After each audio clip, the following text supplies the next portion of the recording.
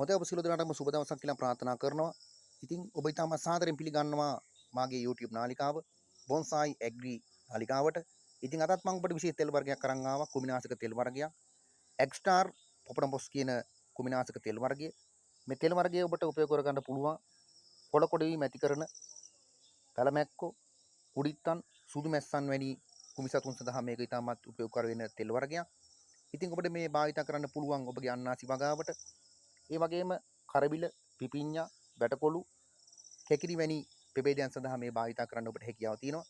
ඉතින් මම විශේෂයෙන් තෝරගත්තේ ඔබ අන්නසි වගාව සඳහා මේ තෙල් වර්ගය උපයෝග කර ගන්නවා නම් විනාඩි 5ක් පමණ මේ තෙල් වර්ගයෙන් මිලි ලීටර් 32ක් අරගෙන මේ යොදාගන්න මිලිලීටර් 32කට ජල ලීටර් 16ක් කලවම් කරන්න ඕනේ. ඉතින් ඔබ මේ ප්‍රමාණයෙන් ඒ අරගෙන යම් වාදනයක කලවම් කරලා විනාඩි 5ක් පමණ පෙඟෙන්න ඇරලා ඊට පසුව ඒ වාදනයෙන් ගොඩට අරගෙන දවසකට පැය 24ට පසු තමයි ඔබගේ ක්ෂේත්‍රයේ අන්නාසි පැල සිටව ගැනීම අවශ්‍ය වන්නේ. ඒ ඉතාම සාර්ථකයි. එතකොට ඒ අන්නාසි පැල සඳහා පැලමැක්කන්, කුඩිත්තෝ, සුදු මැස්සන් වැනි කුමිසතුන් අන්නාසි සඳහා එන්නේ නැහැ කියන මතය තමයි තියෙන්නේ. අපි පාවිච්චි කරලා බලුවා ඉතාමත් හොඳ තෙල් වර්ගයක්. එක්ස්ටාර් පොපනොපොස් කියන තෙල් වර්ගය. ඉතින් මේ පිටි මකුණන් සඳහාත් ගොඩක් උපයෝග වෙන දෙයක්. මේ ආරක්ෂාකාරීව තමයි පාවිච්චි කරන්න ඕනේ.